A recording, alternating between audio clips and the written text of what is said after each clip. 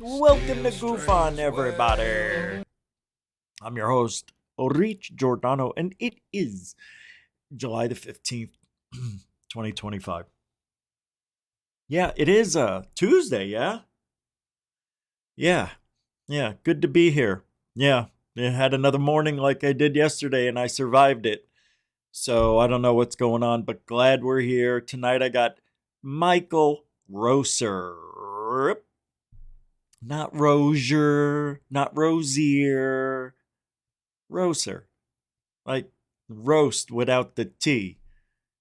Yeah, give me one of those dark rosers. Dark roasters. See, Kenny Rogers Rosers. Kenny Rogers Roasters. Well, he's here. Michael. Not Kenny. Kenny died. He's dead. He's dead. Yeah, he died.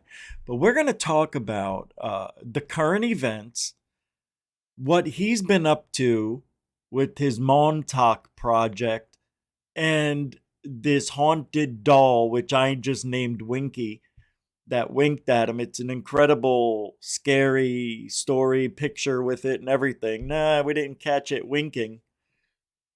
But it's been known to do that. It even moved its head. Pretty wild. Some Something else. He just emceed this event up where around where he lives. So he's got a lot of stuff going on. I said, when are you going to come on? Never? Mm. Mm-hmm. Mm-hmm. Do you remember that show, that channel, Alien? Nah, never mind. It doesn't matter. Well, anyway, Michael's here from Dark Hour Paranormal. We're going to have fun. Yeah, it's not normal. It's a little bit, it's turned up a notch when Michael comes on and other guests that we have a long-standing relationship to where we know we can say things and not be taken seriously. So you may hear some things like, dude, are you an idiot? And that's him telling me that. And I'd be like, I might be. I might be an idiot. But I'm the smartest idiot I know. But I think he's got a really interesting perspective on what's going on, because what's going on with the ufology world? They're trying to tell us that these objects can be moved with your brain. Well, I don't know if we can do it, but those big-headed aliens can use their psionic abilities. Stupid! I hate this shit. I never heard it. But imagine if it's real.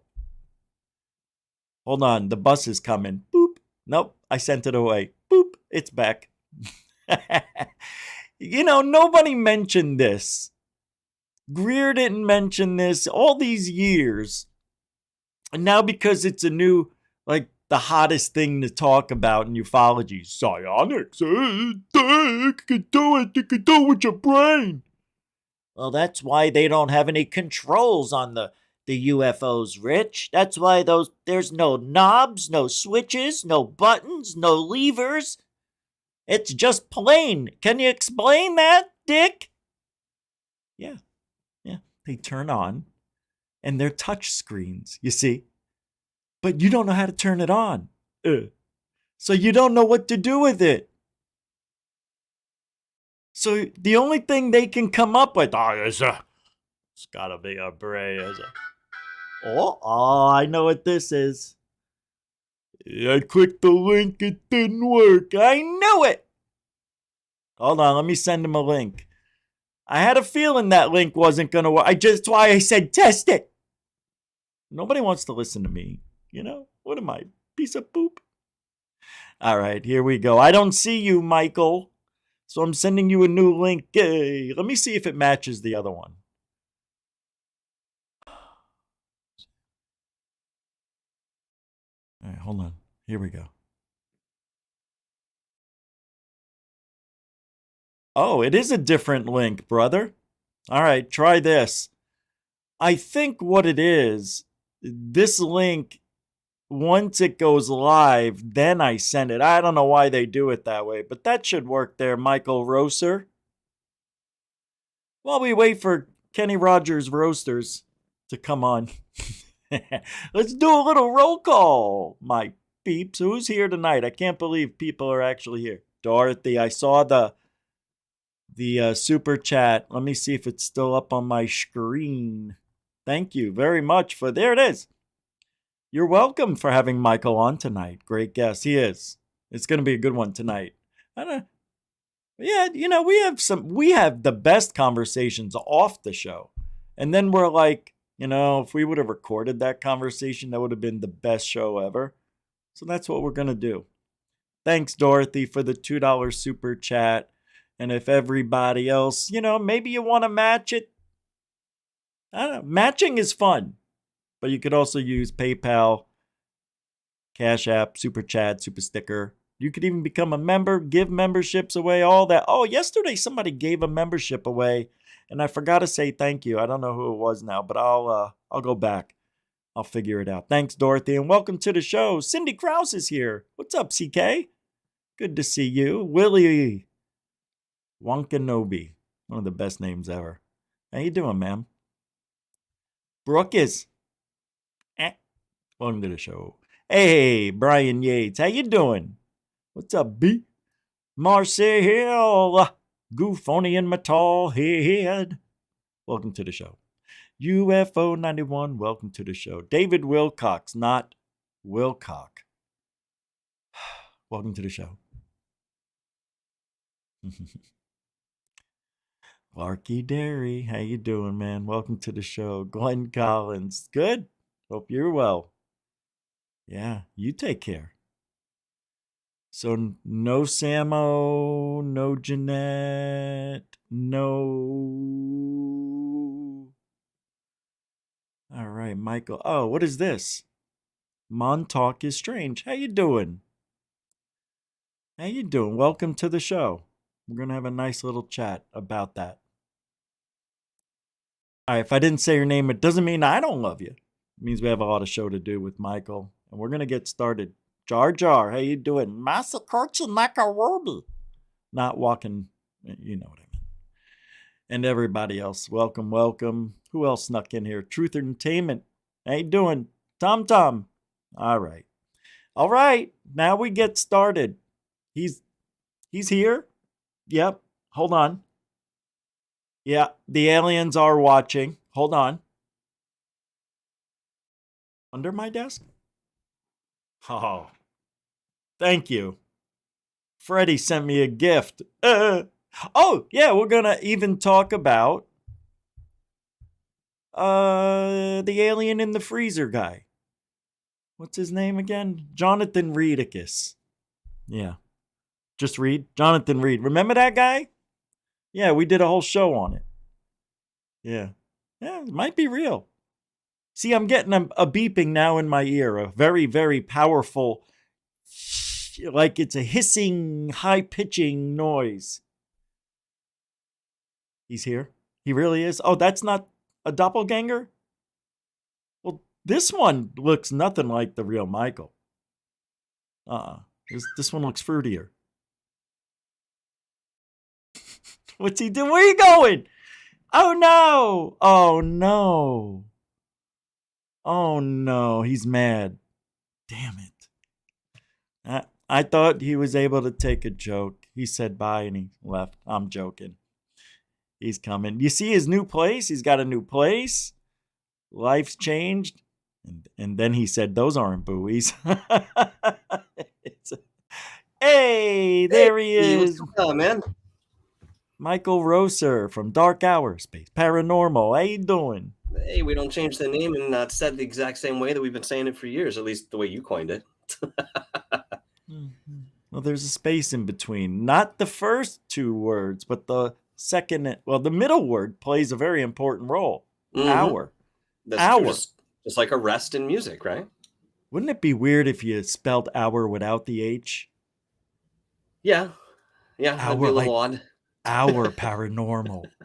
Ooh. Actually, not a bad idea. Come to think of it. That is so DOPE. Say less. Say word. So everybody knows Michael. He's from Dark Hour Paranormal. He's the panel on Third Phase of Moon. He's also the lead singer of Third Phase of Moon, the rock band of ufology. And among other things, the esoteric, psychological, psychosis, telekinesis.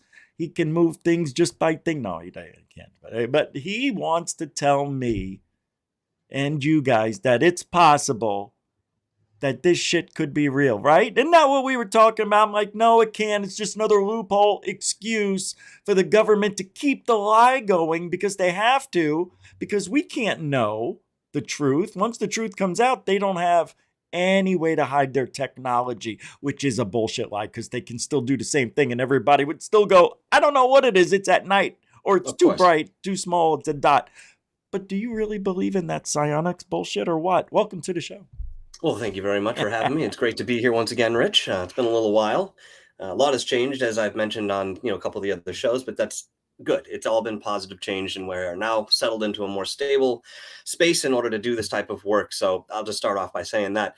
To go into your question, I mean, Dr. Jonathan Reed very recently came to me and had mentioned that through some of his inside sources, he believed that we were on the verge of having some sort of false flag invasion. And, of course, this is something we've talked about. We've heard about it for a very long time. This word or definition has been thrown around so many different ways in so many different contexts.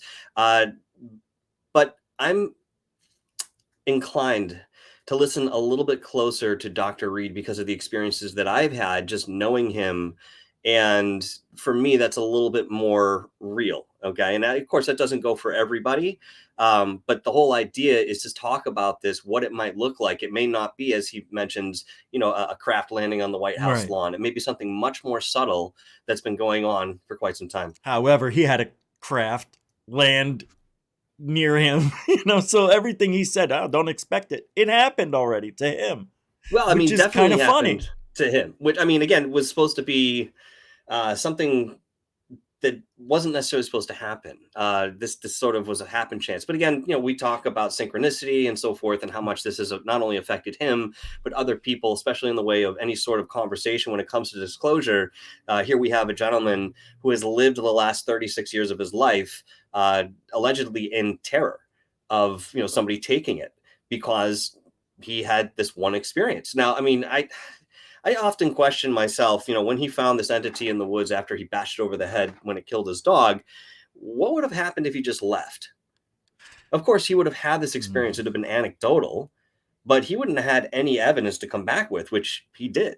So, if this is real, okay, and I say that in quotations only because I have my own convictions based on what I've experienced, that implies that there are other people who have talked about being chased by this, black faction of government or becoming an enemy of the state overnight because they had an experience that they couldn't control. Then again, that implies that there might be some truth to that. And what even Phil Schneider was talking about with everybody, having certain skepticism, that might have to be looked at in a different light. So going back into the idea of, any sort of disclosure or false flag invasion, it's going to be manipulative as far as we can ascertain. It will definitely be manipulative, but on what level, that has yet to be seen in terms of really rolling out the carpet. Right. I know, but you mentioned something. I don't know why you would even bring it up. It's like, you're like, what if, this and what if that? But we can't live like that because nothing is ever, it never goes the way you think it's going to go in this field. Right? Absolutely. Everything. Think about it for a second. And I want everybody to think about it. Think about what happened when Lou Elizondo came out with that circle crop thing, right? We go, right? And then Jeremy Corbell, and then we get Fravor, you forgot to turn on the camera, So a lot of things that they tell us always have a bad ending. There's never anything positive. So I see this going in the same direction. It's just another possible thing that, maybe is happening, maybe isn't, but it's just another story they're running, trying. seeing how the public reacts to it. Is this the one that they'll believe? Maybe we can keep the secret a little longer than 6 months, a year, whatever they need to run their new narrative. I don't know. To move things, like, because you were bringing up, I mean, I brought up Jonathan Reed for a reason, but you said, what if nobody went, and what if he didn't find that? What do you think would happen? I just like to kind of play that devil's advocate in terms of thought sometimes, Of because course. I realize that, what happened made a major impact, again, not only on him, but a lot of people around him and now the public at large, in terms of this case. And, again, I just sort of think of what might not have been. I mean, in such a quick decision to either take the body back with him or not, it changes everything. That split decision was major. So And yeah, I you could just, apply that to, anything else. Yeah, absolutely. I got to say this. If Jonathan Reed's story never happened, nothing would have changed. Everything would be exactly the same. Nobody would have been the wiser or the lesser. I Mm-hmm. mean, it's as if he wouldn't have even existed at all. That's how big his story is in ufology and how big it isn't in the world. So, how can this guy make an impact if he just disappears? It's like he never was here anyway. It's not fair. And I mean, did that make sense? What I'm trying to say? Yes, but in the idea here, he's been over the world twice, in terms of Yeah, travel, yeah, talking about this, right? So yeah. other countries have been a lot more open about understanding or accepting some of that evidence that he's had. And of course, we can talk about, again, what we've spoken about him going up to, Canada, and, using the link that he had recovered from the crash site on live television. That Mm. whole story, how that unraveled. And yeah, Jaime Maussan's, certainly involved in that. But it's just unlike any other case I've come across. And here's an individual who is going into his advanced years, and he is still as adamant as ever that this is what happened to him. And from what he's told me, he hasn't made much money at all off of this. In fact, it's been much more of a bane for him. And if he could go back, there's a part of him that would absolutely not want to take that body and go through this. I mean, he lost his entire life in the way that, we talk about other people who are targeted, in terms of what that looks like. But, as far as I can tell, and, I'm very analytical and I can be skeptical when I need to when it comes to stuff. It took me a while to really sit with Jonathan's case. And, once I had my own experience, I couldn't look a different way, unfortunately. Well, hold on. Yeah. Now, for those of you who are here or been here listening, we just jumped right into Jonathan Reed without any, is it preamble? Is that how you say it? Is that the Yeah, word it I could could work. use?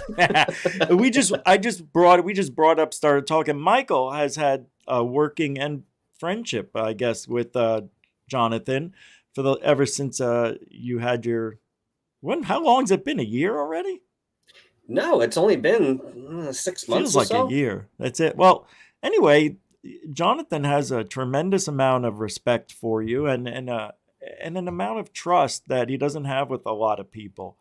And you are going to talk about tonight. I hope we can get into it in a little more detail, which I know we will. But I want to know, is Jonathan having any psychic connections, and or was he able to ever, did he ever try moving anything with his mind? Did Freddy, the alien that makes contact with him, and you're going to talk about something too, is he giving him clues on what's coming up? Do they know what's coming up? I mean, what do you know about this alien and what's going on?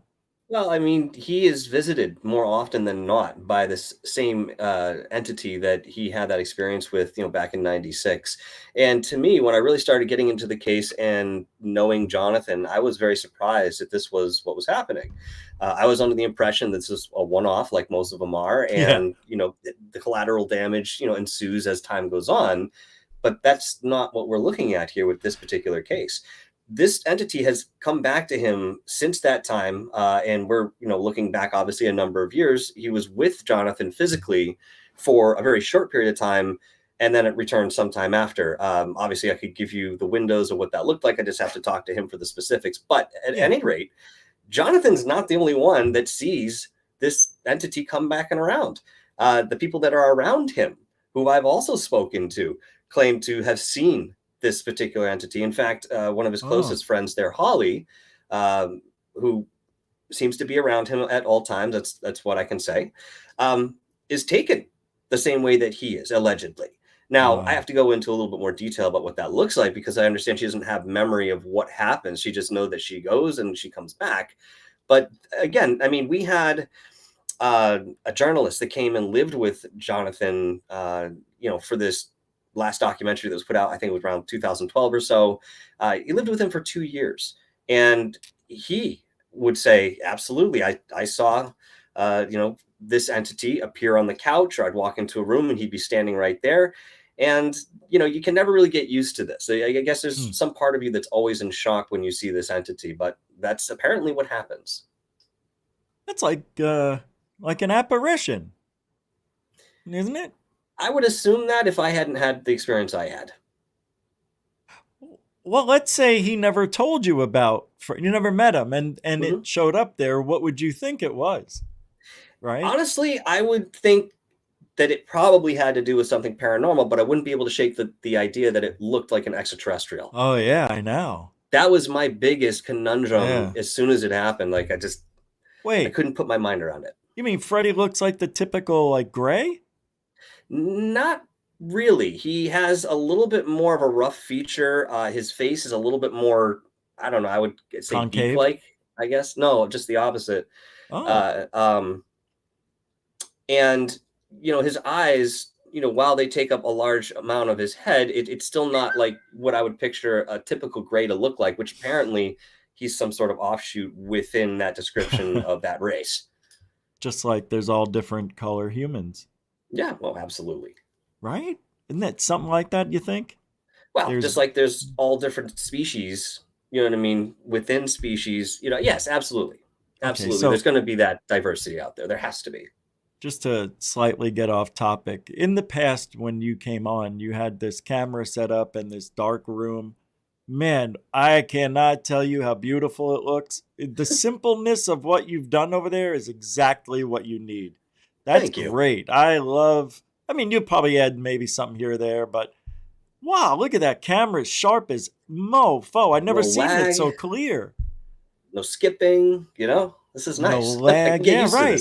And I will. It's wild, dude. I didn't appreciate that, man. I had to say it because I'm like transfixed on how clear everything is for once. I almost look like you. Yeah, well. Actually better. Yeah, I was going to say a little better. Well, you're a little bit younger. That's why. About it. What? That's the camera adds 5 pounds in 20 years. Isn't that right? How many cameras are on you? Jesus. I was talking about you, but anyway. Say word. Say less. Hey, no. But Jonathan, okay, wait, because I want to keep, I know this, the last time, well, I don't think you were talking with Jonathan the last time you were here. No. There was Montauk we talked about, which we're going to talk a little bit about tonight. So I don't do 3-hour shows anymore. It's time's flying, and I want to hit everything we can. But as far as the psychic stuff that's going on, did Jonathan mention anything? Have you had a conversation with him? And I mean, did Freddie ever say anything about what's going on? I mean, I don't know, dude. Yes. Oh, yeah, okay. The answer, or short answer to that is yes, and that's why I even started talking about this false flag invasion, because that was one of the sources that this was coming from, and he was talking about this a little bit, within the past like 3-4 months, but he was only mentioning a few things, and then he came to me at some point and said, "I have an update, and it's sort of pressing. Time is of the essence." Look, I'm going to look at that and I'm going to say, okay, let's act on that. The most we can do is make people aware that this is a possibility. So if it does come to pass, they're going to recognize it to some degree and then make a decision of what to do. As long as they can recognize what it is, we're one step ahead. And look, not everybody's going to believe X, Y, Z. I don't have any actual physical proof that this is coming. We can talk about certain things that we've seen and observed, but that's as much as I can really offer at this moment. But I'm putting out the warning. Just say, hey, keep your eyes peeled. That's my, message to people when it comes to this sort of thing. But the psychic stuff that you're talking about, telepathically, that's how Freddy, for those of you who aren't really following this, that's the name that was given to this entity to make it easier to, talk about him. He talks telepathically. And again, this has happened not only to Jonathan, but to the people around him. And they've all come to the forefront and said, yeah, this happens. And this is what the experience is like. In his book here, and I'm just going to flash this very quickly. He goes a lot more into detail about that first encounter. I'll just say it that way. And he had some sort of telepathic communication just before he went up and smacked it in the back of the head that was not something he could really fully understand. And it was like being hit with a barrage of different images and emotions and feelings that came after that. And, so it was really, really right off the bat that this sort of communication began. Now, in the story, as it goes, after he brought it back to the house, put it in the freezer, and it awoke and it screamed, and we have that audio recorded. You heard it on Art Bell's Coast to Coast back in the 90s. He attempted to communicate with this, and I guess it was like making clicking sounds and like high-pitched, pops and squeals and whatever, and they realized that there was no real communication. So Freddy then attempted to telepathically communicate with Jonathan. He became overwhelmed, so they ended up having to take a slow road up. And to this day, they understand each other, but it's been a long process to understand in a congruent sense what is being communicated. You wouldn't think it would be that difficult, considering you're sending over your brain waves, which are sending over the essence and vibrations and feelings of what you're experiencing, and you deliver that to the person you want to get that message. You would think that you'd be able to figure out what they're saying. Even if the words aren't in our language, right. You would know that they feel scared, or they feel cornered, or they're happy, right? It's more universal. Think? So that's kind of what's probably happening. Is that what he's saying? I would assume that would be accurate to describe, on the surface, of course. And it makes you wonder, like, do you know how old Freddy is? No. Oh, we should find that out. I don't even know if they keep track the way that we do. I mean, that's just my guess, but I'm more than happy to ask that question. That's the loophole, Mike. Or it's the explanation. The answer you don't have to answer. Where is Freddy? Oh, I don't know. He disappeared, but he can talk to me telepathically. Beautiful. I get it. Believe me. I know, and this is why I get scared for you. Mm-hmm. For your livelihood. This guy, he's already in. It's about him. But there's still no proof. After the initial proof, nothing else. That's frustrating. Yeah, I don't know if it's going to stay that way, though. And is that his name? Okay, so Dr. Jonathan Reed is not his real name. This has been talked about even by Dr. Jonathan Reed many times, and he had to change bringing it up, Mike. Yeah, people bring it up because to speed, Chief. Yeah, now people, want to look at this. I mean, a lot of effort's gone into debunking this case, and it's not necessarily about the debunking aspect, but actually adulterating it and trying to cover it up. I mean, there's a lot of evidence that that's occurred through time as well. So, yeah, Jonathan Reed isn't his birth name. But go ahead. His birth name doesn't exist anymore. None of the files, Social Security, birth certificates, bank accounts, anything that was in his name is gone. Oh. So what do you do at that point? Got to come up with something, right? Create a grift. I don't know. I've been really giving you a hard time for a couple of reasons. I care that, something bad's going to happen, because what if it's real and you're involved with this guy and you know some things that you shouldn't really know, but and the government's probably watching this guy. If he's legit, I don't think they stopped watching. No, they never did. Everybody connected to you, me, the boys, everybody else, we're all being listened to see what we know. Thanks a lot. Like you weren't already. Come on. I know. We're on. How should I say it? We speak telepathically to one. Yeah, and see, that's how you make a full circle right there. That's my loophole. Mm-hmm. See what I did there? I turned it on everybody else. Yeah, every braid, eh? I would love, you didn't know, really, I mean this because you are really invested in this 100%. So I'm kind of like on your coattails, like just waiting, what's going to happen. And I hope I'm wrong. Because everything about the Jonathan Reed story is really, it seems it's easily debunkable. I'm sorry to say some of it. And then there are other pieces that the bracelet, do not fit. So the bracelet, come on, that thing. Put it on you. Oh, I'm afraid something might happen to you. But no, seriously, I'm joking around. But what could happen to you if you put the bracelet on? I don't think it's a matter of what the bracelet actually is to the creators of that piece. I think it has to do with eyes down here within our species that would like to have a go at that. And that's really what he's protecting people from when he's put this far away from reach. Why can't you put it on? That was my question. Well, for that same reason. That's not good. So that makes no sense. Okay, you're not the government. You're not going to steal it. No, but I mean, once you take that out of where it is in its security, if these are people that are out there trying to kill him and obtain these type of things, you know what I mean? Nah, I don't like. Look, I've talked to him at length about this. Okay, and I even had the Cousins brothers in on a conversation with one of these times, and the idea was to produce the link, and there were offers made that were astronomical in order to produce this. Now, of course, Jonathan said no, all the way up to the end of that conversation.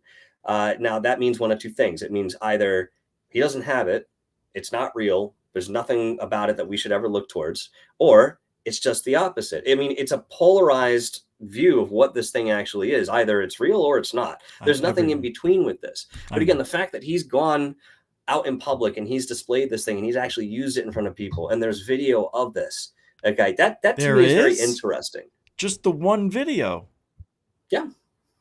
Well, you just said he went in public and did it, and there's video of it. Yeah, well, there is one video of it that was the live stream that was done out in Canada.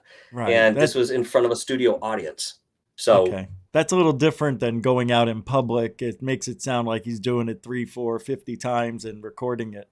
Then one time. This is what you're going to have to get used to if you're going to be this close with him. And people are going to be dicks. You think I'm a dick? I love you. I don't want you to get hurt. And I'm afraid that if this is real, something bad's going to happen. And I'll be pissed off and I'll be dead. Well, I mean, all jokes aside here. I'm not joking. No, look, I mean, in terms of what I might say too, I mean, I've taken precautions to the best of my ability. Okay. To be safe about this. And no, you haven't. Jonathan Reed has expressed that there are certain things that he's not sharing with me at the time because he wants to make sure that things are okay on my end, understanding, expressing that I have a family. And so he's being respectful in that sense. Now, what are those things he's not telling me? I don't know. I know. But look, I mean, I'm all for the criticism.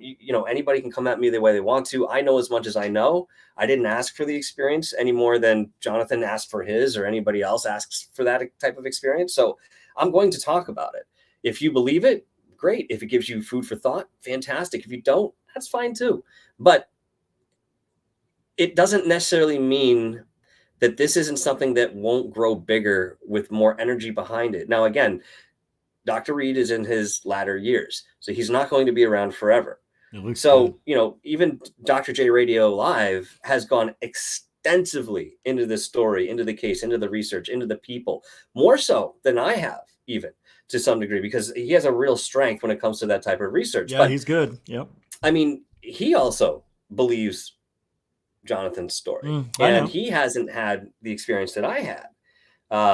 So I don't know. There's something to be said when you have people that are long standing in the field that have seen a lot of different things, especially when we look at Dr. J and Rich. You're very much the same. Okay, it's good to have these differing. I'm very much the same. I think I am fucking up there. I mean, you've had a long tenure in the field, buddy. Yeah. I know what you're saying. I appreciate it. I know it was hard for you to say, but the thing is, you're always going to have people like with those questions with this Hmm. case. So I know you're ready for it. You're prepared. I'm glad you can handle it. I hope it does roll off like water on a duck's back, because it's if this guy and it get the story starts getting bigger and more things are brought out about this to make it more real. Well, that's all we could ask for, right? But why is he waiting so long? Like, why this 29 year hiatus, whatever? I know what you're going to say. All right, the last couple of years he's been out talking about, but why take 25 years off? Like, why didn't he keep it going and going? And He did. he did?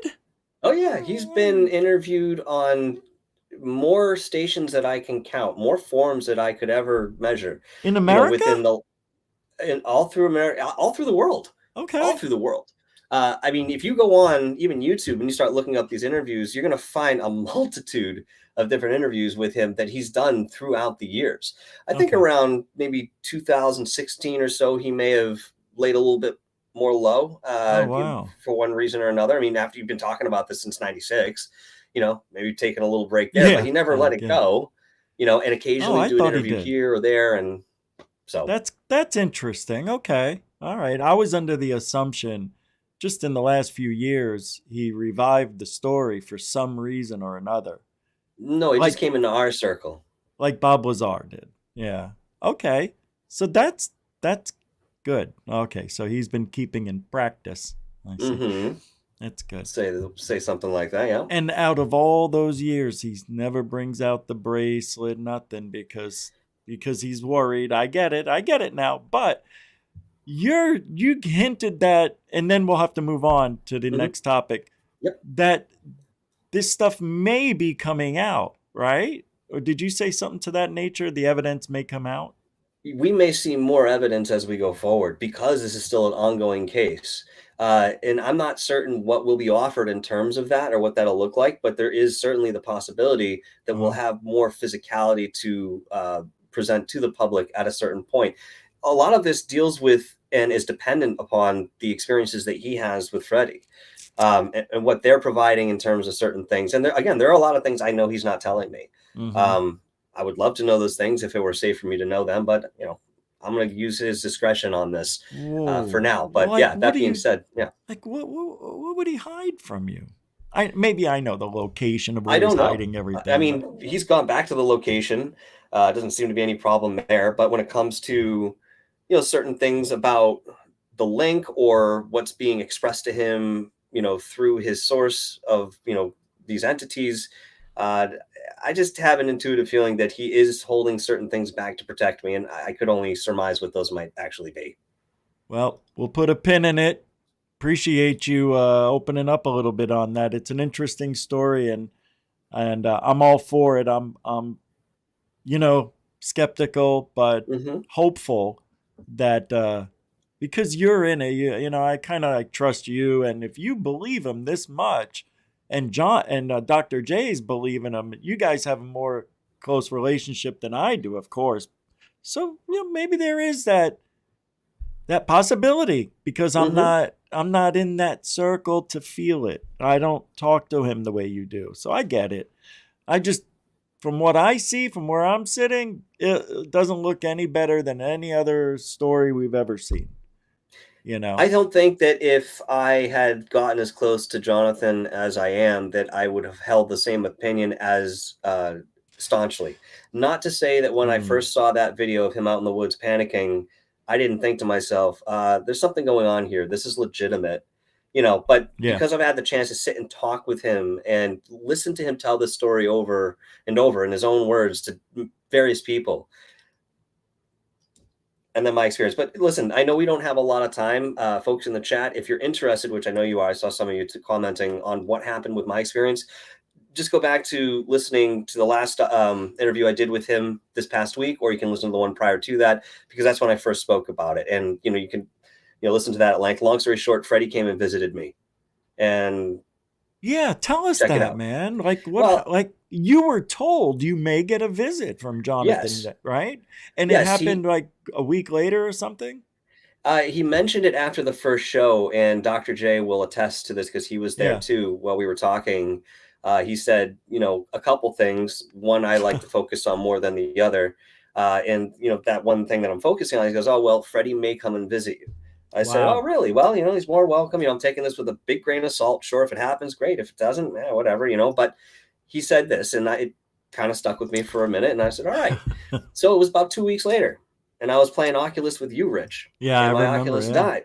And I put it down. I turned around, and in my armchair Oh, right. was Freddie. Oh, Now, I didn't right. immediately say to myself, "This is Freddie." I just saw what looked like an extraterrestrial type being sitting in my chair, and what actually caught my attention more was that there were three light ribbon type beings about 3 feet off the floor Oh, that's floating right. that were there with him. I And know, in man. an instant, I tried to wait as I'm looking at those ribbon light beings. I don't know what they are. They have some sort of consciousness, maybe the way that you would feel the consciousness from plants. You're not going to talk to it directly, but it has life, it has an awareness. That was all I could gather with that instant. I looked over to Freddie, who telepathically in my head, I heard him say very quickly, "We've had a great conversation. Now it's done." And I understood, again, within that instant, that it had to do with something very philosophical, very spiritual, very deep in whatever we were talking about. But I was talking to him on some other level while I was playing the game with you. Now this brought Yeah. up a lot of consternation for me because I understand the concept of timelines and so forth and string theory. I get that. But to me, it's very conceptual. Even talking about the Montauk Project, it's one of the things I really don't understand, how Preston Nichols was working in one place during the day and working in another place at the exact same time in two different locations at once. And yet this has been verified by his family. Okay. I don't Yeah. understand that. And here I am sitting in front of an extraterrestrial that poof, immediately disappears after he says that. Wow. And I'm like, wait a minute, what just happened? And it felt friendly.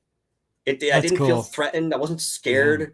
It felt natural. Isn't So that amazing yeah, that you don't like people told me, hey, when you saw that apparition, but didn't you freak out? I'm like, you don't have time. You you don't, don't. everything just, it happens and it's over. And that's it. Once it happens, it happens. You don't, it's like, getting shot. It's like, oh, you didn't know until Yeah, after it happens. Well, you I don't take know if any of you have the been time to shot. process. I mean, I've never been shot, but yeah, I get it. You know what I mean? It's the same sort of any trauma that comes your way in Yeah, that sense. You don't have time to process it if it you happens don't. quickly. Yeah, it's almost like happening like in a car accident in slow motion. It's weird. Hmm. Yeah, things. But anyway, that's so Freddie came to you. What did he say? Again, I forget. Like I mentioned, he just indicated that we had had a long conversation and it was a good conversation, and now it's time to wrap it up. Okay, poof, that was it. Now, before I brought this up to Jonathan, I wanted to take some time and sit on this and feel this out because I didn't want to immediately think that, oh, this is what he had said was going to happen. I, in my mind, continued to relive this experience, trying to change the face of this being. Did I see it differently, or was I superimposing something within my imagination? And it always came back as clear as what I thought I saw. So you're And thinking that you may have created it in your mind? no, I'm thinking there has to be another explanation, and this can't be connected to Jonathan. That's what I'm thinking because I'm No, it thinking maybe has I'm being to. influenced. Maybe I'm being influenced by his story that whatever just visited me looked like Freddie, and now that's my mind Oh, playing the yeah, trick yeah. on Oh, me. come on. That's a stretch. It is, but I have to consider that after seeing something like this because I didn't want to immediately just jump to conclusions. So wait, so that sounds like to me like what a demon would do, act like a child to get the upper hand on people. So you're thinking that this could maybe not be Freddy and it's somebody impersonating him? No, so let me be a little bit clearer. When this first happened, the only thing I had to really lean on are my paranormal experiences. Whenever I see an apparition or some sort of entity, how it moves, how it Okay. acts, is there consistency between what I've seen before? Is it something new? At this point, this was something brand spanking new for me. Okay. And I didn't want to just immediately jump to the thought that this was something associated with somebody I had been working with. Maybe through our conversations, I was influenced. Gotcha. I didn't want to have that aspect in there. So I That's took some smart. time. to, think about this. And, finally I said, all right, I'm going to talk to him about this, but the way I'm going to bring it up, I'm going to ask him, I'm not going to tell him the whole thing. I'm just going to say this, something like this happened. What do you think? So just before the second interview I did with him, I talked to him, in the green room, and I did just that. And I said, out of curiosity, do you think this has any sort of connection to what you're going through? And he starts laughing. He goes, yeah. He says, I knew that Freddie was going to come. He had told me that he was going to come visit you. I just didn't want to say anything because I wanted to hear your experience and not influence you in what might come. Wow. Now, these are words, right? I mean, yeah. Maybe, he's coming up with, but I don't know Jonathan to do that. And anything that I've talked to him about, he's been very transparent and very truthful about what he's shared with me. Well, Third Phase of Moon says, hey, next time you see him, Freddie, capture it and call them right away. What's up, I got guys? one better for you, Blake and Brent. Why don't I just send them over to visit you? Get the cameras rolling. Now, there you go. Yeah. Send them over there. Yeah, I think that'd be is there something wrong with sending them here? Oh, you don't believe. No, they already asked. That's the thing. They already asked. So you can come third. Well, it's better than fourth. It's a world tour, man. We're gonna get everybody. So I showed. Thanks, guys. Good to see you. Thanks, guys. All right. We can move on if you want. You should mute because we could hear it. All right. So this poor guy. I give you shit and you're so nice. It's the reason we're friends, buddy. No, it's not the reason. I said there are reasons. No, Freddie's the reason. So I showed this picture while you were talking as a segue into our next topic. What am I looking at here? Where was this? So and who are these people? Sorry. No, that's fine. This was at the paranormal convention that we held down here in Waterbury, Connecticut, last weekend. Okay. And I don't necessarily put on the show itself, but I host it and I'm the MC. I introduce everybody. I speak with everybody. And so I showed up to this event. Excuse me. Dog's stealing stuff off of my side table here. Anyway, so I get there and, I start bringing up people and so forth. And one of the promoters comes up to me and says, hey, I'd like you to do a demonology panel. I said, great. When would you like to do it? He goes, how about today? Today? He goes, yeah, I've got a handful of them here. I said, oh, okay. Well, we're going to set this up as sort of an interview form. You're going to guide the whole thing. I said, sure, no problem. I can do that. So who we're seeing here are four very notable demonologists. Okay. Going from the right all the way to the left, we have Jason McLeod. I don't know a whole lot about his body of work, but I know that he is very prominent in that field. This guy? Next, yep, that's the guy. And then next, his guy's like 7 feet tall, by the way. The gentleman next to him is Carl Johnson, who worked with the Warrens for a great number of years. He's familiar. Been around for a very long time. He's been on a lot of different productions. Sweetest guy you'll ever meet. I'm actually going to be talking to him later this week. He's just the nicest guy. Oh, cool. And to his left is John Zaffis, who is the nephew of, I believe it's Lorraine Warren. Oh, I didn't know that. Mistaken. Really? Yep. So that's family blood right there. Wait, hold on. Yep. The last guy is Lou Eleganzo's future. No, I'll say half brother, but close enough, right? It's 20 years from now. All right, who is that guy? The last gentleman is a guy by the name of Bill Slevin, and he also has been working in the field for quite some time. Every one of these gentlemen, dealing with network television and so forth at one point or another. These are really the cream of the crop guys when you talk about demonology. So, I started them off with, I wouldn't say basic questions, but I wanted to go into the terminology of, demonology. I mean, this is rooted in Greek. It was first coined around 1500 during King Henry VI, his reign. And basically how this word breaks down is you have daemon, which has now become demon, but daemon, and then that means spirit of light, ology, the study of something. So it was to study spirit of light. They used to spell it DAE. M-O-N? Like Damien, like that's what the spelling would look like. DAMIAN? Yeah, Damionology. I know right? people. I have a cousin, Damien. That's scary. Well, he means spirit of light. So, Oh, I thought it was a devil in hell. no, but see, that's what my first question was about. Like, how did we go from something that was a lot more benign in terms of that description and turn it into something so Good question. nefarious Yeah. that now it's evil? And, I'm popping off these questions, and I got to say, we were there for about 45 minutes. Each one of them answered quickly and concisely. There was no overflow in this. It was very, very well presented. I Professionals. was very Yeah. impressed myself.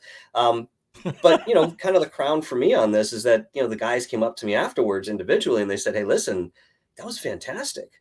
You asked questions that nobody's ever asked before. In fact, I stumped them on one of them, and this dealt Like with the what? nature of existence in terms of synergy that we have energetically. That, for example, you can't fit a square into a round hole, or a square peg into a round hole. Science, right? There's no continuity. No, in Florida they can make it happen. You're probably right about that, actually. Yeah, I can't argue with you on that. I know what you mean, though. Yeah. My point was there must be some sort of symbiotic or synergistic connection that we have with those energies, whether they be malevolent or benevolent, because the energy is there's some sort of connection. There's something that's recognized within the signature that can enact on itself. So while that square peg cannot act on the round hole, these demons that are not necessarily supposed to be in our physical vibration somehow still have a continuity with us. And that's just the abbreviated version of what I mentioned to them, and I stumped them. But they loved it. It was a pat on the back for me. Yeah, that's really cool. Now, to expand on that, I have a question. So your question to them was what? Long-winded.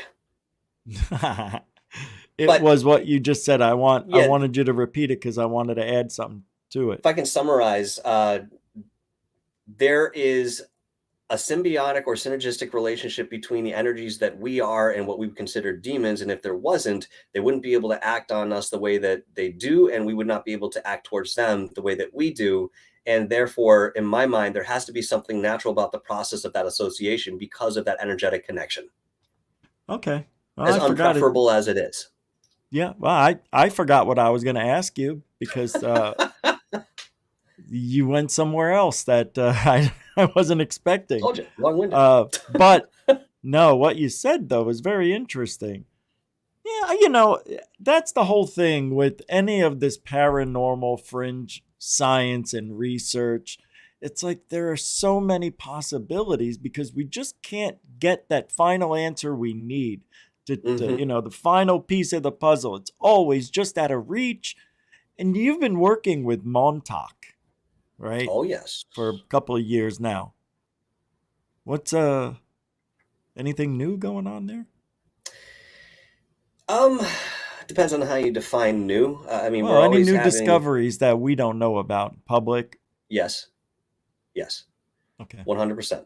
And there are things that I can talk about and things that we're still researching. But one thing I will mention is that we may have access to physical photographic evidence of the psychic chair that was used in the project. Now, this is significant because not one of the three key whistleblowers that originally brought this to light actually had access to this outside of the project itself. So there was no physical evidence. But it just so happens that Brian Minnick and myself were in Camp Hero last year, and I stopped off at one of the bunkers to take a few shots for my friend Shannon Collins because while she was out, wasn't able to see that particular bunker. So as I get out of the car, I see an elderly couple walking up the road and coming towards the car. I thought to myself, I'm sure as all, as soon as I come back, Brian's going to be engaged in a conversation with these people. All right, I'm going to go and do my thing. So I do. And sure enough, I come back 5 minutes later and there he is yakking it up with these people. So I jump into the conversation and, I introduce myself. This is another thing. The guy still has no idea who we really are. And he says, you guys ever hear about the Montauk Project? And we're like, yeah, we've heard about it, And, this goes into Brian talking about Montauk, his strange book that he has put out. And he had one copy that he was revising that he could show the gentleman, and then eventually went back to his house later within the month and sold him a copy or two. But this guy had said, hey, are you guys part of the group that pulled out the chair from the underground? And Brian and I looked at each other and said, "What do you mean?" He goes, "Oh, you know the psychic chair?" We're like, "Yeah, we've heard of it." And he goes, "Do you know what it looks like?" We're like, "Well, yeah. I mean, we've had interpretations done. Nobody actually has seen it, physically that is alive today. But it kind of looks like a dentist chair. This and the other." He goes, oh no, I've seen it." We said, "What do you mean?" He goes, "Well, my niece or my granddaughter, whoever it was part of that group, and there was a handful of kids that pulled this thing up from whatever floor on the radar tower." Yeah. And he said that they were taking pictures of it. So that was really interesting to me. That has never been found, at least never expressed publicly. If we would have heard about something like this, after the fact, it would have been in Dan's papers, which covers everything Montauk, has been there for years and years. So yeah, I mean, there are some things that we're working towards in presenting evidence like this that has not been seen, that sheds just more light on what really happened there.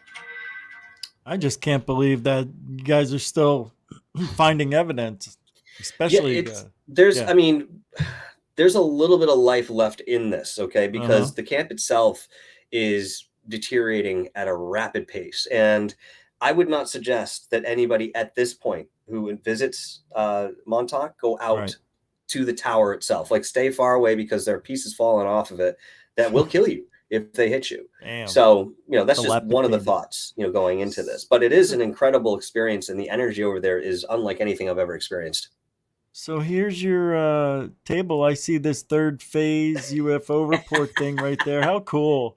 Yeah, I love a little outdated on the card, but that's okay. But so I've got there's Jonathan Reed. Yep. Yeah, Montauk is strange. Some artifacts Poland Springs. Yeah, you've been there. It's good water. Got my own water there, But I got some artifacts there. We've got pieces of the radar tower. We have wire, 2 different types of wire. The blue one was an original that was installed in 1961, and the black one was installed probably somewhere in the early 90s, when the base had been decommissioned for almost 11 years. So that's curious. But you have rebar in there, and you have a 400 ohm resistor. That's what that long tube is. And there were rows of these on the 3rd floor of the radar tower.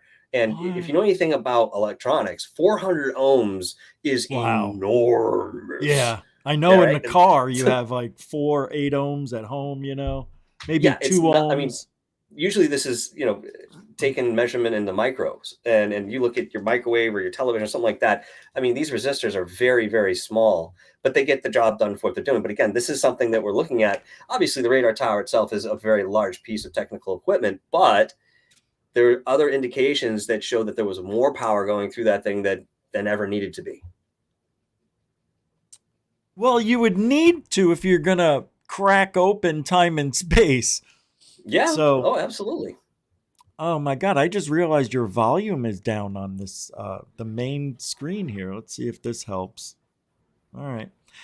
Well, let's move on to our next. I want to get into, because we never finished talking about the psionics. Okay, yeah. So now they, Rose Cuckold, Ross Coulthart, whatever her name is, everybody's talking about how they think now the Tic Tac is Lockheed Martin's, not China. And I think they don't know what the hell they're talking about. I think they don't want us to know it's China, because if China was light years ahead of us, like they said 2 years ago, China's light years ahead of us in hypersonic technology, drone technology, we're not even close. Then all of a sudden, 8 months ago, we can now go and do what China can do with our hypersonic technology. All of a sudden, we can do it. And now, all of a sudden, the Tic Tac is made from Lockheed. See, people don't realize that connection, how everything just did a 180. And that's the 180. That's the lie. That's how they're keeping it going. You can't have them being both the same. So somebody's lying. So it's either China, Lockheed, or alien. And I don't think it's alien. But now, not only are they saying that it's Lockheed Martin, they are certain it is used with psychic psionic technology to propel the ships. There's nobody in them, but you Mm-hmm. can use your mind to move them. Boop, Yep. there you go. You're across the galaxy in an instant. Boop, there you go to Andromeda. Boop. It is such a stupid fucking loophole in the stupid lie. And I don't know why they keep doing this. Like, they think we're that stupid. Because we are. And they keep getting away with it because nobody's held accountable. What is your take on that psionic psychic technology? Do you believe what they're saying? That it's Lockheed? Now, don't be influenced by my attitude. I know I'm right. I've got an opinion say whatever on this. you feel. Yeah. All right. So there are a couple things to consider here. The first thing I'm going to say is that China would very much accurately be light years ahead of us. And that's because their culture has always looked towards the next 75, 100 years. That's how they live. So they make whatever they're working for now somehow sustainable in the sense that this is going to continue. So again, that's part of their culture and how they create, everything from technology to. They play long game. Yeah. Yeah, very much so. Again, this is a well-known thing, but outside of that, when you talk about the psionic psychic aspect of certain things within these crafts, all right, look, every person that has had an abduction experience that has been on a craft has some sort of idea, maybe a little bit more than some others, of how this craft is propelled. Maybe they're shown, maybe they have some sort of notion, maybe they observe something, but they all have some sort of idea. And a lot of times they say that the craft itself is biological as well as technological, and that the occupants that are driving this thing are using a connection of sort of a global mind that they all tap into, sort of some sort of meditation, if you want to call it that. And this is how they collectively move the craft based on that will. Okay. This can be reflected in the closest thing that we have in the idea of a Merkaba. Okay.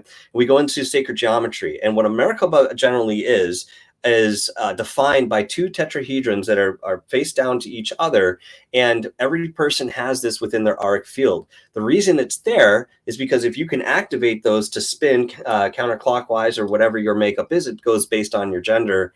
I mean, we're going down to the very core and foundation of who we are, and that's why we talk about sacred geometry.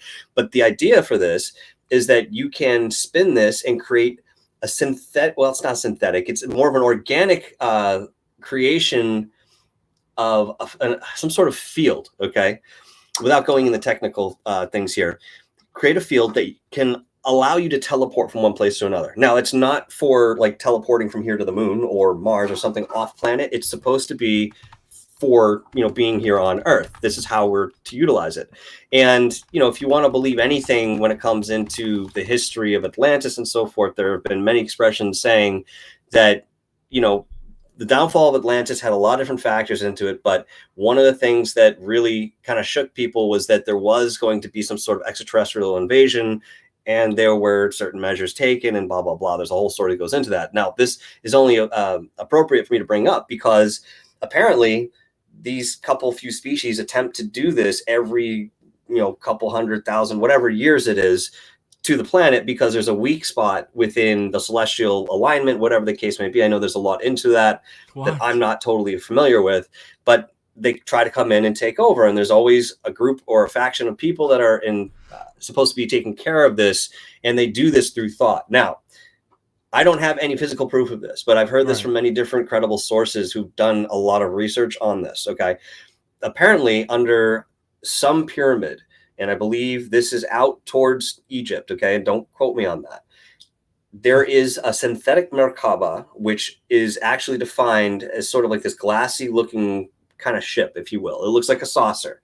And when the planet is at threat for some of these, species coming in, somebody intuitively knows to get into that thing, alight it through that thought. They go above the planet. They imagine every one of those invaders getting deathly ill, okay, to the point where they get ill and they leave. And then it goes back under this pyramid, and that's it. Last time, I think it was back in the early 90s, late 80s, early 90s, and it was piloted by a young girl from Mexico, okay? So there are some details that go into this that need more research and, understanding our place and how this works. Yeah, absolutely. So yes, to answer your question, Rich, I think that makes sense. If I can move things with my mind with enough practice, which I've done before, okay, I've seen it done with other people, Why? You haven't done it. I used to give telekinesis classes in college. Oh, no. Yeah, and you know what? Out of like 10, 11 people that were there for an hour, about 6 or 7 of them were able to move the side wheel before they left. And that was like over an hour. Where's the video? I was in college, dude. I barely had a camera. Wrong answer, McFly. Yeah, I know. Time. But, I know. You know, that is what it is. It's my experience, and I don't know how to look at it any other way. Hey, that's okay, because that's what I tell people. No, I'm being serious. Your experience is all you.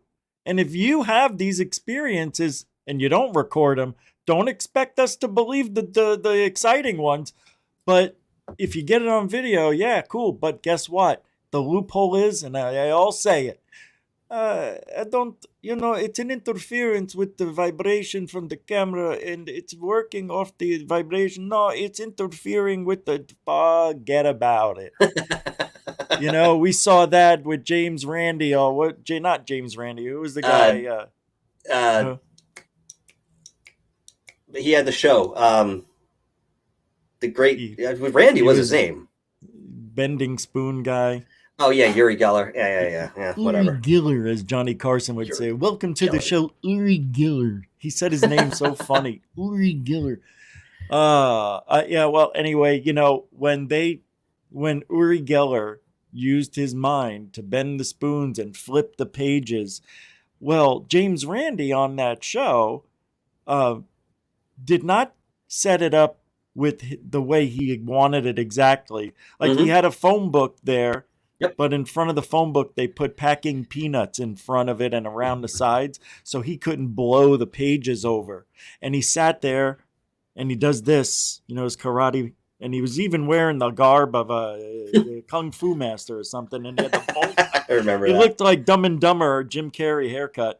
And he goes, don't feel, the static electricity from the peanuts. It's making my energy not strong. It's stealing my energy. I just watched it today. I couldn't believe we're talking about it. The classic clip. Yeah. Then the other one, Johnny Carson had James Randi on again, and the psychic, and they were doing something, and I don't feel strong. All of a sudden you don't feel strong. The lights, maybe, I don't know.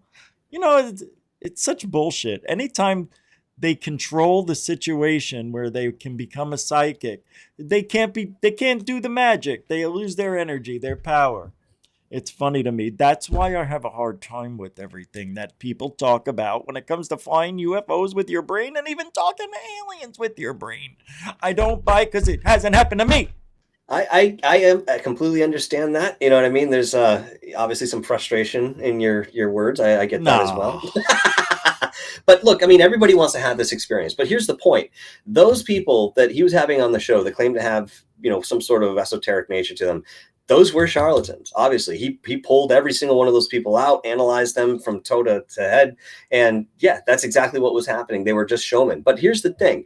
Somebody who actually has the ability to move something with their mind through telekinesis is not concerned with publicly going in front of an audience to show that this exists. You get to a point and it's not important anymore. If you get to that point, you're now looking out into bigger things that go beyond that.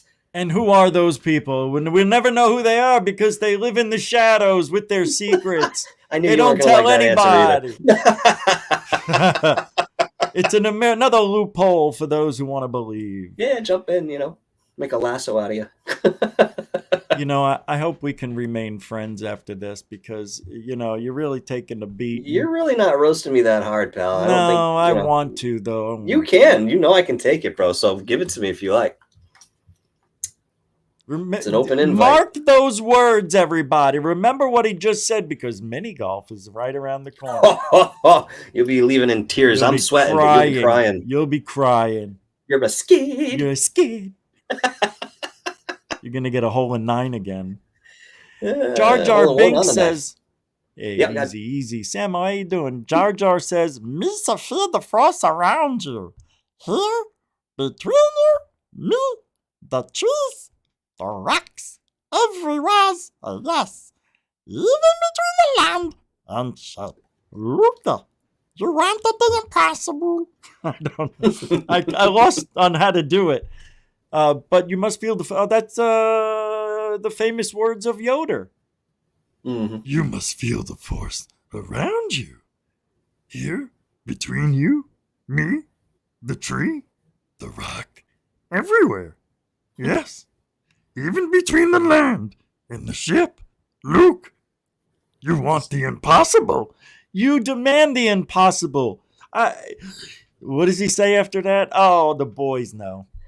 Yeah, You want, you want the impossible. That's what Luke says. You want the impossible. That is why you fail. Oh, I got chills.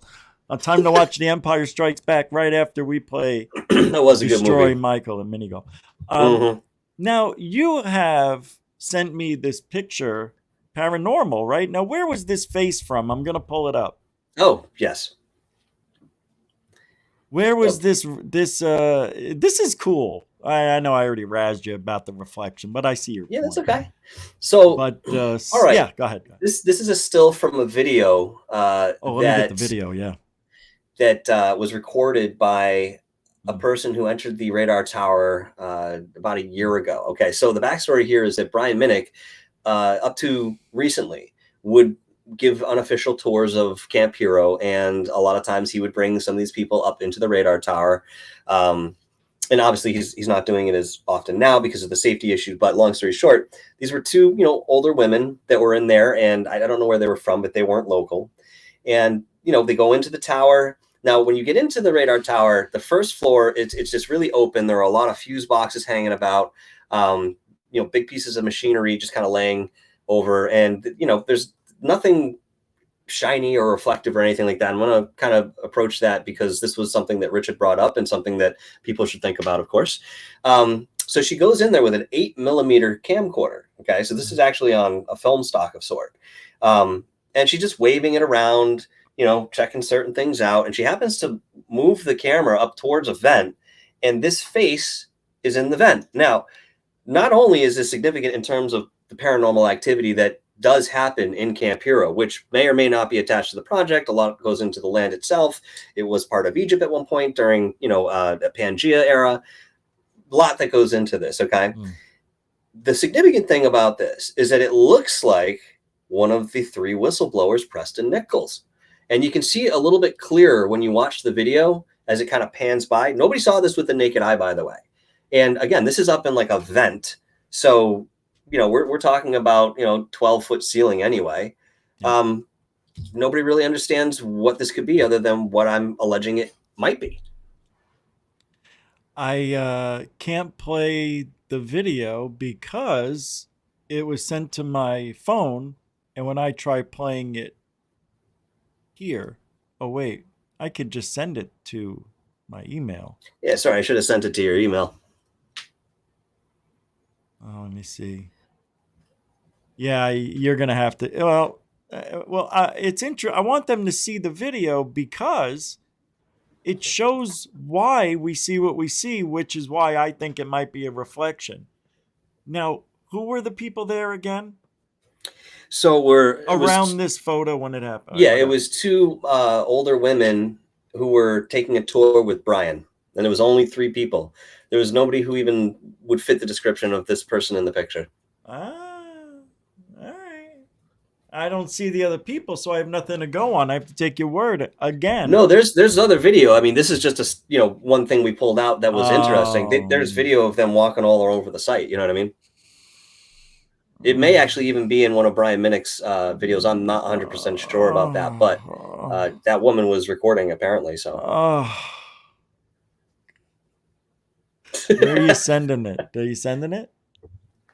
Yeah, no? 2 seconds, eh?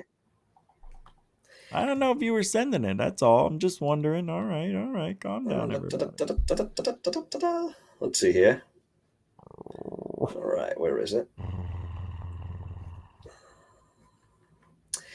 Yeah, I mean, it's definitely important to see the video because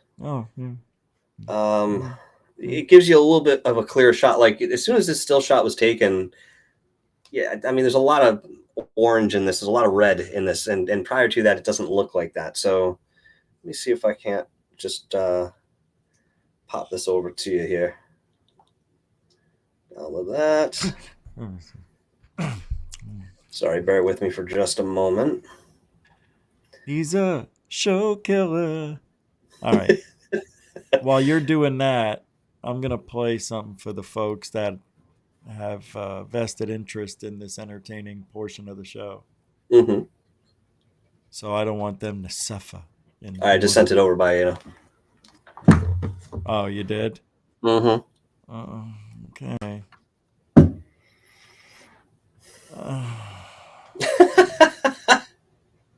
What?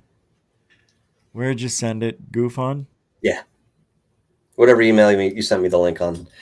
But what? A lot of people talk about Camp Hero, and of course it surrounds, the conversation surrounds, the Montauk Project. People don't realize how much paranormal activity actually happens on the site. There have been many instances that, Brian and other people have seen figures walking across the street. Some of this seems to be residual. Other pieces seem to have some sort of consciousness or awareness to them. So some sentience that's there. And of course you have Junior, who is the very large shadow figure that resembles what we would think a Bigfoot would look like, still there on the property, still being captured in photographs all the time. So it's a very odd place, and Montauk is Strange is the perfect moniker for what that place is. It's not coming through there, Rubberneck. Hey. The email, it's not coming. I wish you could tell me where you sent it. I know what you said, but I don't know if that's accurate. Yeah, I sent it to GUFON. Oh, okay. Paranormal Code, yep. Oh, so it wasn't GUFON. Okay. Well, it hasn't come through. It hasn't come through. Well, that's right. If it comes through, we'll look at it. If not, then I'll ask Brian if I could just post that on my channel very quickly, and people can go over and check it out. Oh, it's great. 11-second video, but it is interesting. Hey, it shows how it pans over, and what you're seeing is, is there, and not a reflection, or is it? There's nothing to reflect off of. So no. in this case, that's not glass. No, there's no glass in there. Then what is that thing that we're looking at? Then what is it on? It's like in a vent shaft, like an air shaft. Oh, wait, hold on. It's in the vent shaft? It's up by the vent shaft. This is on towards the ceiling. All right, I'm going to show these people from my phone. Here it is. Oh my God, it happened so quick. Oh wait, I think it came through on the email. Did it? I thought I heard it. No. Gosh dang it, duty. All right, I'm going to show you. Let's do that. And then we'll do this. Boop. And then we'll do this. Hold on. Boop.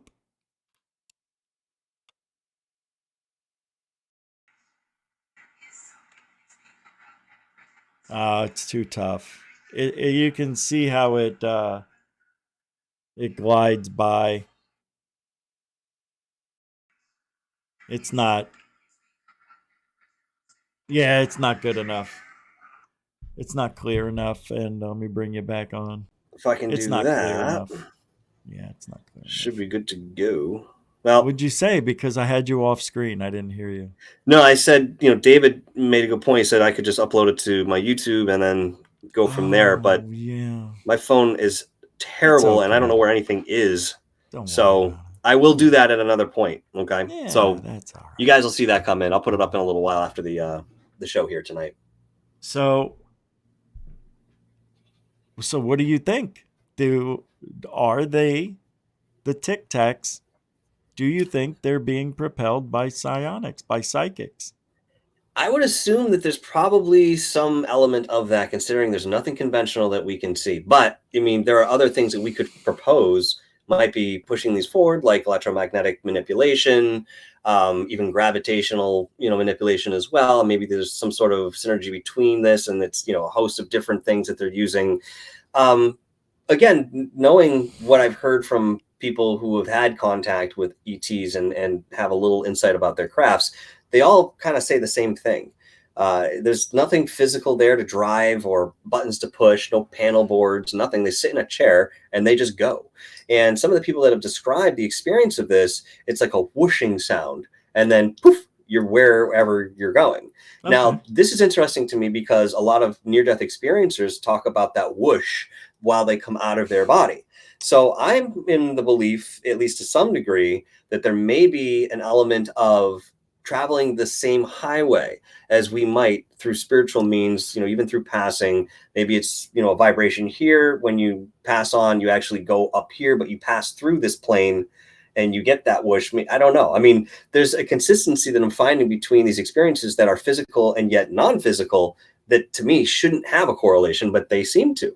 And a lot of this comes from some of the experiences Dr. Reed has explained to me behind closed doors, putting on that link, and where he's gone. It's not just the same place, but he's visited other places repeatedly. And yet whenever he put that link on, when he used to, he had no idea where he was going to go. He just went. But there when again, you're talking about elements. The link, you're talking about the bracelet. Yes. Right. A lot of people don't know that. So I wanted to let them know. Oh, speaking of, a lot of people call it the Odessa link. Okay. Why? That was not something that Jonathan ever termed. This came from a peripheral source, and that's it. Why though? Why Odessa? I don't know, and I can't tell you that Jonathan really knows either. But is it a goddess? That's what he Odessa's a goddess, right? Yeah, I think so. There's, something to do with that, and I thought there was an association. But when I brought it up, or he brought it up, that's wild. Yeah, he didn't know any more than I really knew as to why that is. Some Scambian would say. Mm-hmm. If I the Odessa bracelet, I burned his arm off. You're too bloody good at that. I haven't done that in a minute. He's got one bad ball. He deserves less. Well, that concludes our episode for this evening, Michael. I'm sorry to say. Oh, wow. Yes, we don't. Yeah, that's it. I know. But we could have you back on in another 5 years and see where you're at. 5 years? Let's wait a lot less than that, eh? All right. And we'll talk about the doll that winked at me at the convention. Let's talk about that. Let's talk about that. Are you sure? Yeah, for sure. All right. So we'll close out with this.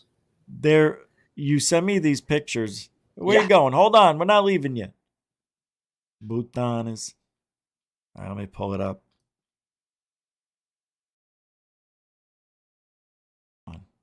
Oh, I see what I did. Shimonide. I'm a Shimonide. Winky the doll. Here we go. It's a winky, winky, winky doll. It doesn't matter if you're huge or tall. It's Winky. The doll. Winky's a very attractive, ugly doll. Yeah, I'd always just be careful. You know what I mean? I try not to. All right, look, here's the story on this one, okay? So I'm sitting at the convention at my table, and this table is up a couple tables across from me. And so I'm talking to my friend Thomas Gormley, who is very gracious to share the table with me. And he gets up and meanders off, and a woman sits down, and I start talking to her.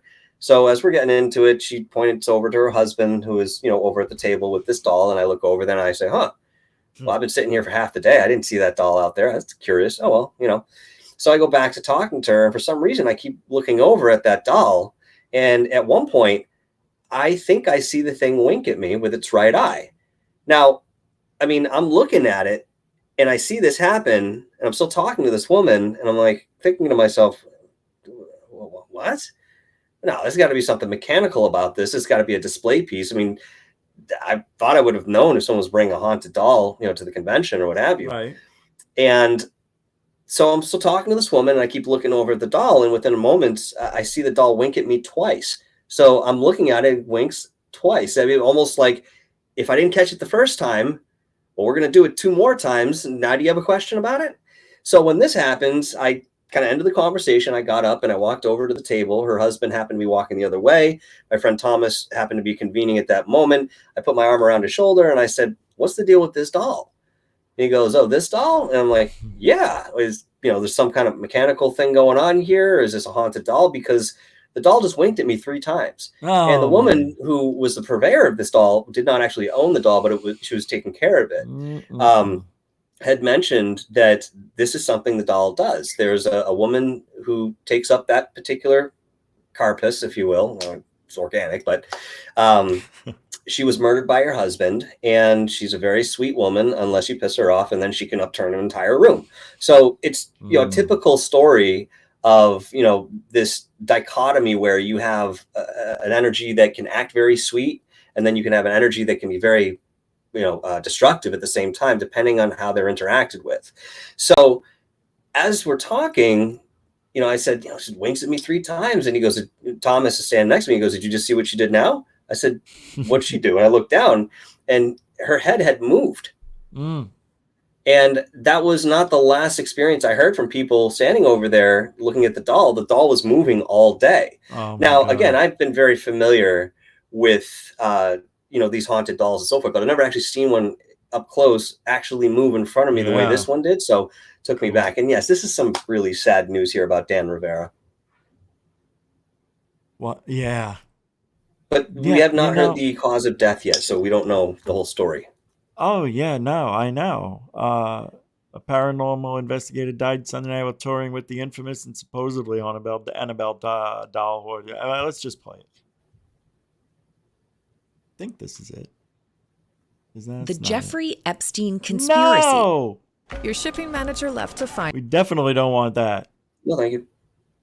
I could care more.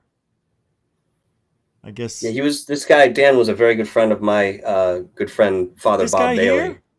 Yeah. Oh, he was so young, dude. And if I'm not mistaken, I believe he was native up to where I am. So. Really? But, everybody's going to ask the question, did Annabelle have something to do with this? And I don't want this to be some sort of apophenic connection that comes around and this whole story to be, cast over this poor guy who lost his life somehow. We don't know. Maybe he had a heart attack. Maybe he had some congenial defect. I mean, I don't know. But because he was associated with Annabelle, people are going to automatically say that she killed him. Now, look, I know Annabelle has had a long history of causing havoc in people's lives. But I'm not familiar with anybody who's died as a result of coming across her. Now, I could be wrong with that, but I've never heard of anybody actually passing away because they crossed her path. So, I just don't want this to get shrouded in something that it's not a part of. You know why? Because she does it in ways you think it's natural. He was 54 years old. She does it so it looks like, oh, the brakes went out. Meanwhile, there was a little hole. I wonder how that got there. Well, the stories as well. That's her. That's Annabelle. That's the haunted doll. Well, anyway, he's dead. That sucks. But not for nothing, Rich. I mean, they just had that plantation that burnt down when they brought Annabelle there over the tour over the last 4 months or whatever it was. So maybe there is an association. Either way, I'm not cuddling with that damn thing. I will. Keep it behind the case where it belongs. I will. I'll make love to it. I don't care. Yeah, then you die by 1,000 Ouija boards falling on your head. Yeah. Somehow they're all up in the closet. At least it'll be a memorable ending. Yeah, that's true. I'll give you that. I don't want to go out just dying and then I'm dead. I want to die. You want to hear something weird, though? Before all this started, I had done the Ouija board sessions, and then I had a few nightmares. And then I sent myself to the urgent care, but I had the dream where I was in a hospital and a big disgusting guy that was like 6'8". He had hair everywhere. He was dirty, salty dirt. And I was coughing, I guess, but he put his 3 fingers like this into my throat, trying to gag me, and I woke up doing this and him pulling his fingers out, and I could taste the saltiness of his sweat and the dirt on, if you ever tasted your own fingers by accident when they're dirty. And And I woke up gagging in that salty taste. And then come to find out, my esophagus was bruised, horribly bruised. The doctor thought I was doing magic tricks, from top to bottom. Like, or I was being strangled in some sort of strangulation. But, dude, how could this not maybe be an attachment that's still with me that maybe fucked with my health all these years? I was telling you that since I first met you. No, I know. A lot of people told me that. The first person to tell me that was the guy who ran the Fringe. I forget his name. Joe Roop was the guy who told me. Maybe you got an attachment. He's the one because when I went on his show, because I couldn't talk and do my show, I just went on his show to tell everybody what happened because I was talking like this. That's so strange how things happen and you don't really think about it. And then you're like, wait a minute. I started throwing up right after that. Well, how visceral that was for you too, that experience where you wake up and you can still taste it, you can still feel it. We've all had dreams that we wake up from, we can still feel something emotionally, but if you're feeling it physically, there's a good chance that actually happens in one way, shape, or form. Nobody has a map of what happens when you're dreaming or when you go out of body. Right. It's just an experience. And that's what it boils down to. I felt like I was in a hospital, like I said. I was the patient in the hospital that the power had gone out and it was like zombies were everywhere. I saw melted bodies and shit. It was pretty weird. I had that dream, not exactly the same, but 2 nights in a row. And the second night, the guy with the fingers in the mouth. And then after that, I started having the stomach and throat issues. And who knows? Maybe I need to get a blessing I pray and I'll say shit and do stuff I don't normally do. And I got to be honest with you people. It works. Like when I pray, I'm like, please, I don't want to do this anymore. I'm like, okay. And then, 5-10 minutes later, I'm starting to get better. It's happened more than I could count. And that's odd. And so why don't you do it when it first starts? I do. Yeah, but anyway, we got to get going. Hey, man, all right. I appreciate all this. See, these are the talks I like where we share our personal experiences and then you might have an answer or something that relays or, you're like, hey, what about this? And I'm like, oh, well, and then you find a connection. And just by talking to people, we could really figure out a lot of things that are going on with each other more than what's going on with the government. It's going to be up to us, Michael. Yeah, it always really was. And we just are sort of understanding and accepting that now. And, just to kind of piggyback on what you said a moment ago, we have these conversations, as you indicated many times, behind closed doors. Anytime we talk, we get into something, what I mean? Yeah, we'll talk about life, but eventually it always leads to something esoteric and, deeper than the Del Mar here. So I'm just happy that we could do it publicly. And I think that a lot of people should be able to hear some of these conversations because a lot of great ideas do get thrown around. It's weird. Life is weird. So many things we don't understand. And, but thank you for having me on the show, man. And we're living it. Yeah, it was thanks. Thank you for coming on. Absolutely. After all these years.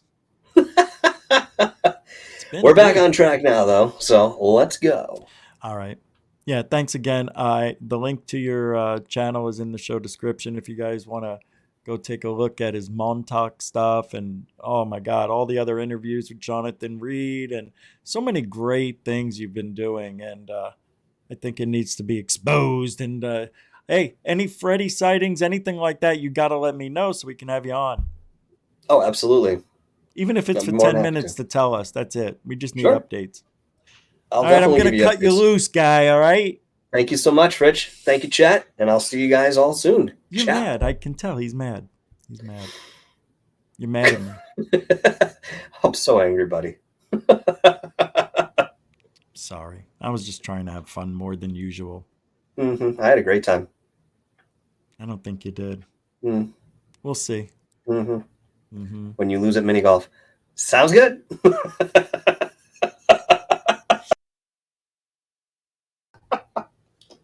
See you later. Thanks a lot, man. All right. I'll let you close up, man. Thank you again. I appreciate you. And we'll see you all later. Yeah, it was great, of course. Yeah, thanks again. Cheerio. I'll see you in a minute. All right, that's it. And go check out Michael Roser's channel, Dark Hour Paranormal, and help support the team. You got to support the team. And we'll be back tomorrow. What is tomorrow? Wednesday? Oh, I may have another guest. I'm not gonna say, but I may have a guest for tomorrow.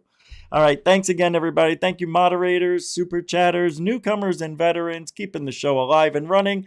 This way we could bring you truthology for ufology. You know.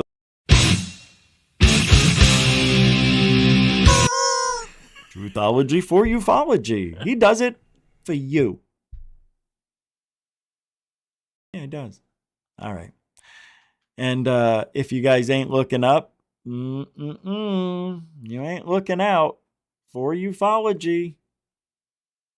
Have a good night, everybody. Alien bless. I said alien bless. Turn it up.